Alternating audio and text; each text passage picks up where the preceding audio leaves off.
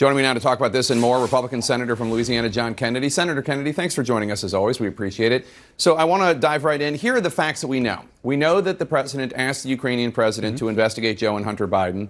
We know that there are individuals in the White House and the State Department and the larger diplomatic corps who were alarmed by the request. I guess just whether or not there's a quid pro quo proven, do you think it's wrong for a president, any president, to ask a foreign leader to investigate one of his domestic political opponents? It depends on the circumstances, and let me explain, Jake, what I mean by that.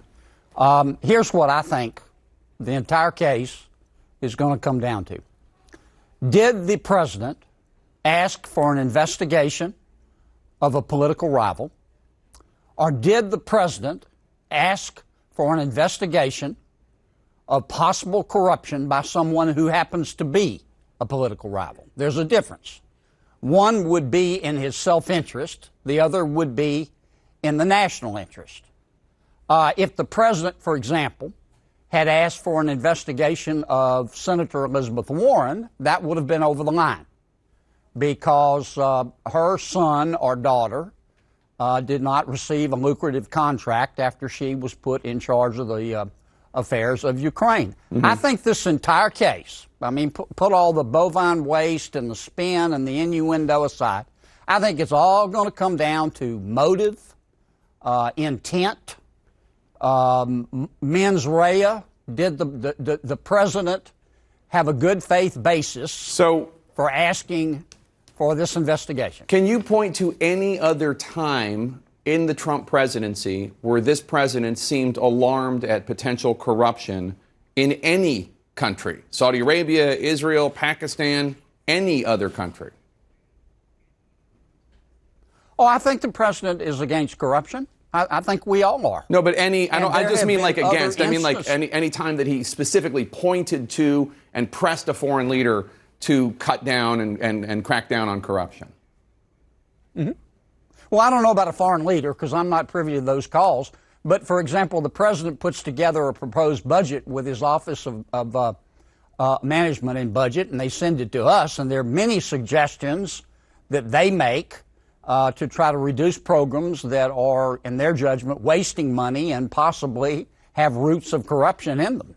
Well, you're a pretty savvy guy. You really think it's just a coincidence that the person that President Trump was pressing who had alleged corruption, and we should point out that Ukrainian prosecutors have said they have seen no evidence of any legal wrongdoing by Hunter Biden or Joe Biden. But you think it might just be a coincidence that it happens to be the current Democratic frontrunner to run against him in 2020. And it's just that he heard about it and it was actually legitimately offended by it, and not because this is the person who could be best able to beat him in 2020. Oh, I think it's more than a coincidence. Here are the facts that we know. I'm not making any allegations. But Vice President Biden was put in charge of the foreign affairs with two countries by President Obama, China and Ukraine. His son, Hunter Biden, walked away with lucrative contracts from both. We know that the Ukrainian government charged Mr. Zlochevsky, who owns Burisma, on which he put Hunter Biden as a board member, charged him with giving himself natural gas operating licenses while he was Secretary of Natural Resources in Ukraine. That matter has never been investigated. Right now, it is sitting in front of Ukraine's National Anti-Corruption Bureau. I'm not making any allegations. I'm just saying I suspect the president's going to argue, and I think he actually believes, Jake, that he has a good faith basis for asking about an investigation of these circumstances before he commits hard-earned taxpayer dollars to Ukraine. Well, you're sure willing to give him the benefit of the doubt there. I mean, that proceedings. Seems, yeah. Well, the proceedings are an entirely different story. I'm very disappointed in Speaker Pelosi's and Chairman Schiff's directive. I mean, I think the judicial philosophy of Speaker Pelosi and Chairman Schiff is guilty. I think that these impeachment proceedings, are rigged. They're Why do you being say that? held in secret. Well, let's talk about that if we could. I want to get your reaction to this because you signed on to this resolution in the Senate from McConnell and Graham, and one of the issues it takes issue with, and you just noted, is this closed-door depositions. House Democrats right. and House Republicans are both participating in this, but the depositions are in private. Mm-hmm. This was standard operating procedure when Republicans controlled the House. I want you to take a listen to this quick clip from then Oversight Committee Chairman Trey Gowdy just 1 year ago. Public hearings are a circus, Margaret. I mean, that's why I don't like to do them. I don't do many of them. I mean, it's a freak show. I mean, the private interviews are much more constructive. That's how Republicans did it. That's not how I said it. I don't agree with Congressman Gowdy. Here's my personal opinion. I think that the hearings are purposely being held in secret so they can control the narrative. Chairman Schiff can leak selectively parts of the transcripts that reaffirm his prejudice. We have no idea who's leaking. Just for the record, we have no idea who's leaking anything. Okay. I think he intentionally leaks certain parts of the transcript to friendly members of the press who suck it up like a Hoover Deluxe. I think it's a mistake to close the hearings off from the American people, and so they can't judge the evidence. Mm-hmm. I believe that democracy dies in darkness. There are no opposing witnesses. If you're a member of the committee, you don't get access to all the documents.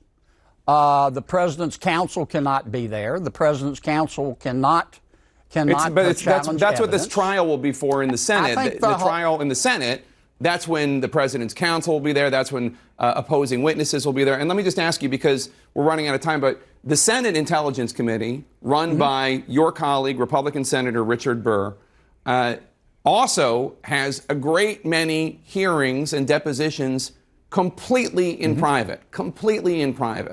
That's true. And Democrats are allowed to participate. Information.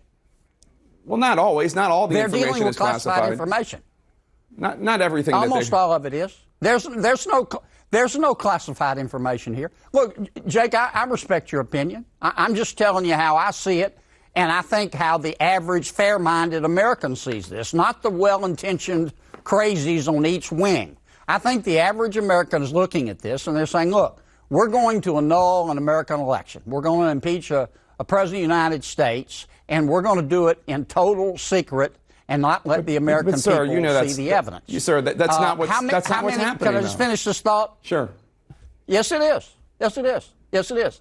I mean, how many members of Congress suffer from mental illness? None. They seem to enjoy it. That's what the average American is thinking. Well, I mean, this is going to annul a presidential election, and you're going to do it behind closed doors? What happened to democracy dies in darkness? So just 2 points, and then I have to bid you farewell. One, this is just the beginning of the process, sure, right? I mean, there's going to be a public part of this, and then there will be a public vote on impeachment, and then it goes, assuming that the impeachment passes, the resolution passes, then it goes to the Senate, and then there will be a trial. So this is not the entirety of the impeachment process. This is just the beginning. And then, second of all, it just seems like there are different standards when Republicans are in charge, whether it's Senator Burr or Trey Gowdy, they can have depositions in private. But when Democrats do it, then it is nefarious and conspiratorial, even though House Republicans are in there too. Well, I think it is conspiratorial. Well, I wouldn't use the word conspiratorial, Jake. I think that Speaker Pelosi and Chairman Schiff have decided that they're going to give the president a fair and impartial firing squad, and they want to keep the proceedings secret so they can selectively leak portions that support their predisposition and make it available to friendly members of the media who, I said, they suck it up like a Hoover Deluxe. As they did when Republicans were in charge during Benghazi, et cetera. Senator John Kennedy of Louisiana, thank you so much. We always appreciate having you on. Thank you, Jake. Have a good weekend, man. You too.